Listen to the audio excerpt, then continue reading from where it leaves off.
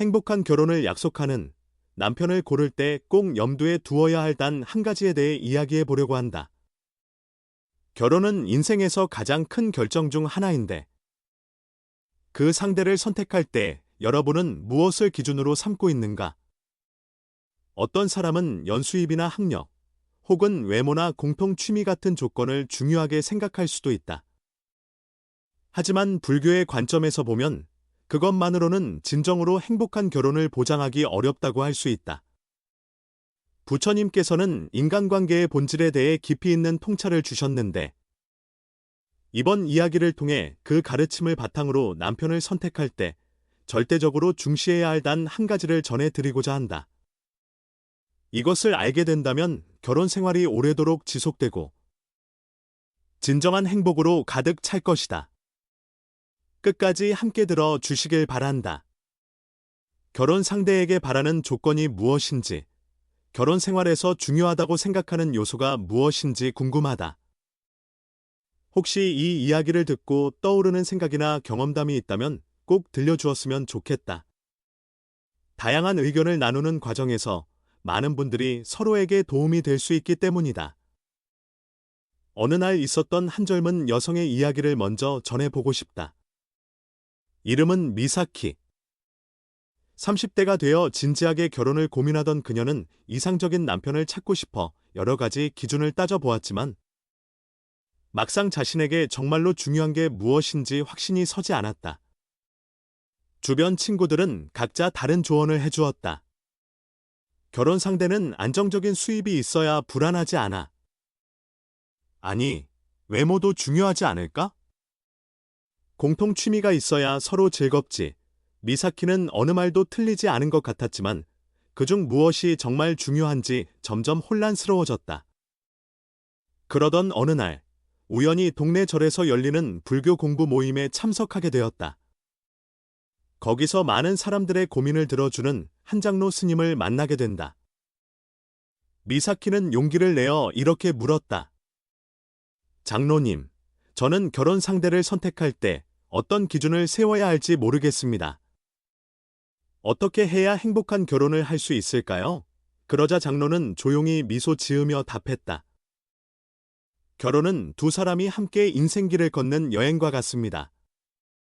그 여행을 행복하게 만들려면 상대의 어떤 부분을 보는지가 매우 중요하답니다. 미사키는 그 말에 호기심이 생겨 장로의 가르침을 들으면서 자신의 결혼관이 조금씩 변해가는 것을 느꼈다. 그렇게 해서 알게 된 남편을 고를 때 꼭 중시해야 할 단 한 가지는 바로 상대의 덕덕을 보는 것이라는 이야기였다. 장로는 덕이란 그 사람의 내면적 아름다움과 인격을 가리키는 것이며, 부처님께서는 인간관계에서 가장 중요한 것은 서로에 대한 신뢰와 존경이라고 가르쳐 주셨다고 했다. 그리고 그 신뢰와 존경의 토대가 되는 것이 바로 덕이라고 설명했다. 예를 들면 솔직함, 배려심, 성실함 같은 성품을 말한다. 이전까지 미사키는 결혼 상대에게 외모나 수입, 사회적 지위 같은 외적인 요소를 먼저 따져왔지만 내면적인 자질인 덕에 대해서는 깊이 생각해 보지 않았던 자신의 모습을 돌아보게 된다. 장로는 결혼 생활은 긴 여정이므로 겉으로 보이는 요소는 시간이 흐르면 의미가 희미해질 수 있지만 덕이 있는 사람이라면 어떤 어려움도 함께 이겨낼 수 있다고 강조했다. 정직한 사람과 함께라면 배신당할 일이 없고, 배려심 있는 사람이라면 내 고통에 공감해주며, 성실한 사람이라면 진심으로 내 행복을 바랄 것이라는 말에 미사키는 크게 공감했다. 그리고 그렇다면 어떻게 상대의 덕을 알아볼 수 있을까라고 질문했다. 장로는 일상 속 행동을 살피라고 가르쳤다.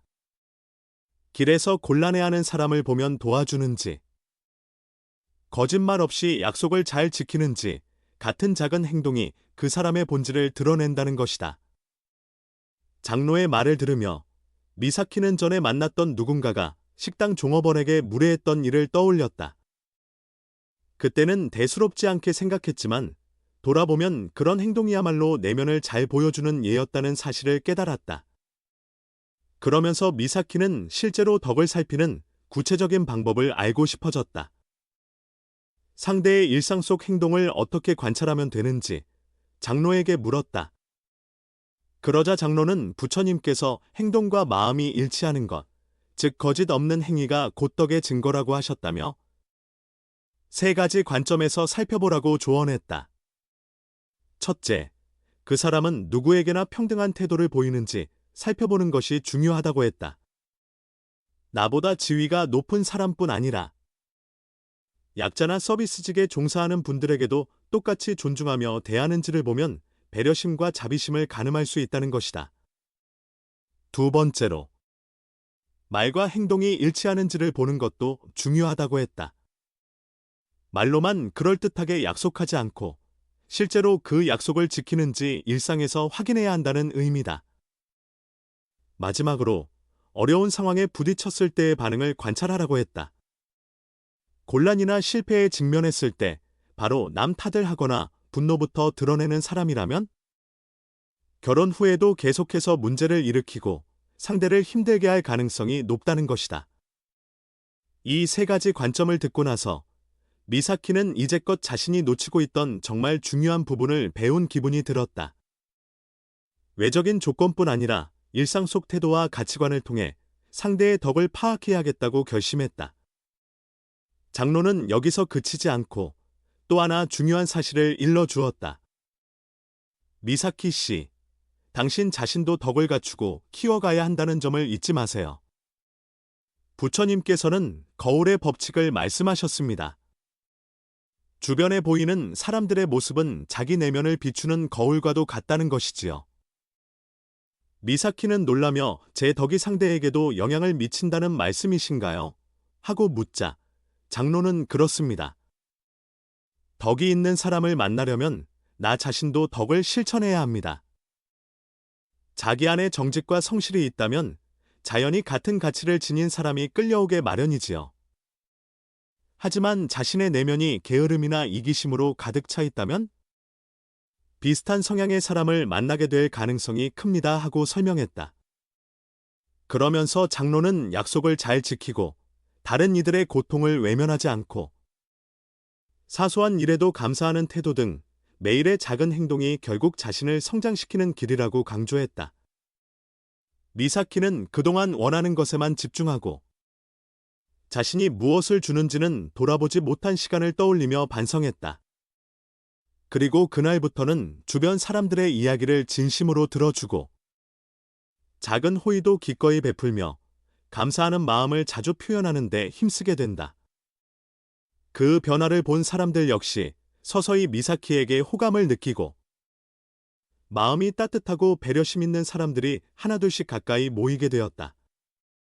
결국 미사키는 덕을 기준으로 상대를 바라보고 스스로도 덕을 닦겠다는 마음을 실천한 끝에 본인에게 꼭 맞는 짝을 만나 결혼에 이르게 된다.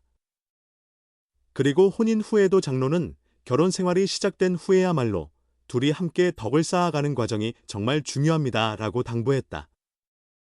결혼은 시작점일 뿐이고 그 후로도 서로가 덕을 실천하며 보살펴줄 때 관계가 더욱 깊어진다는 설명이었다.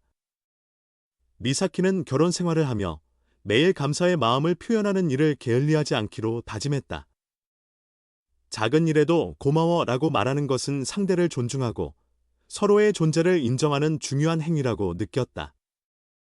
또한 부처님께서는 분노는 돌을 던지는 것과 같아 결국 자신도 다치게 된다고 하신 만큼 상대방의 실수나 단점에 대해 지나친 분노를 쏟아내기보다는 받아들이고 이해하려 노력해야 한다는 것도 배웠다. 그러면서 부부가 같은 목표나 가치관을 공유하는 것도 중요하다고 하였다. 아이를 함께 키우는 일이나 지역사회 봉사 같은 목표를 만들어 실천하면 둘의 마음이 같은 방향으로 나아가며 더욱 단단해진다는 것이다. 그렇게 미사키와 남편은 불교의 가르침을 바탕으로 서로에게 감사하고 어려움 속에서도 탓하기보다 해결책을 고민하며 공통의 목표를 향해 나아가는 결혼 생활을 시작했다. 그러자 둘 사이에는 전보다 훨씬 깊은 신뢰와 사랑이 싹트기 시작했고 시간이 흐를수록 두 사람 모두 부처님의 말씀처럼 행복이 스스로의 마음과 행동에서 비롯된다는 것을 체감했다. 어느 날 두 사람은 장로를 다시 찾아 감사 인사를 전했다. 장로님, 덕을 볼 줄 알고 제 아내 덕도 닦아 가라는 가르침 덕분에 저는 정말 좋은 분을 만나 결혼할 수 있었습니다. 그리고 우리가 함께 서로의 덕을 지켜가려 노력하니 매일 평온하고 행복한 결혼 생활을 하고 있습니다. 장로는 미소 지으며 그대가 가르침을 진심으로 받아들이고 실천했기에 지금의 행복이 있는 것입니다. 앞으로도 그 마음을 잃지 않는다면 행복은 계속될 것입니다. 라고 답했다. 완벽한 상대를 찾는 것이 행복한 결혼의 전부가 아니라 서로가 가진 덕을 존중하고 함께 키워가는 것이야말로 결혼의 핵심이다. 그 덕은 작고 사소한 행동과 마음가짐에서 시작되어 매일매일 커져간다. 과거의 외형적인 조건만 추구했던 경험도 결국 자신에게 진정 필요한 것이 무엇인지 깨닫게 해준 과정이었음을 미사키는 감사하게 여겼다. 시간이 흘러 미사키는 자녀를 낳아 키우면서 그 아이들에게도 결혼 상대를 볼 때는 보여지는 것만 보지 말고 그 사람의 행동과 따뜻한 마음을 잘 살펴보렴이라고 가르쳤다. 집안에는 부처님의 가르침에 바탕을 둔 따뜻한 신뢰와 사랑이 늘 흘러넘쳤다. 결국 행복한 미래는 자신의 마음과 행동으로 만들어 가는 것이다. 배우자를 선택할 때도, 일상을 살아갈 때도 덕을 중심에 두고 생각한다면 스스로도 행복해지고 주변 사람들에게도 그 행복이 전해질 것이라고 장로는 거듭 강조했다. 미사키는 그 가르침을 평생의 지침으로 삼아 남편과 함께 감사를 나누며 서로의 결점을 보듬어주고 같은 목표를 향해 걸어 나가는 삶을 계속 이어나갔다. 그리고 그런 두 사람의 모습은 부처님의 가르침이 실현된 행복한 결혼에 살아있는 예가 되어 주었다.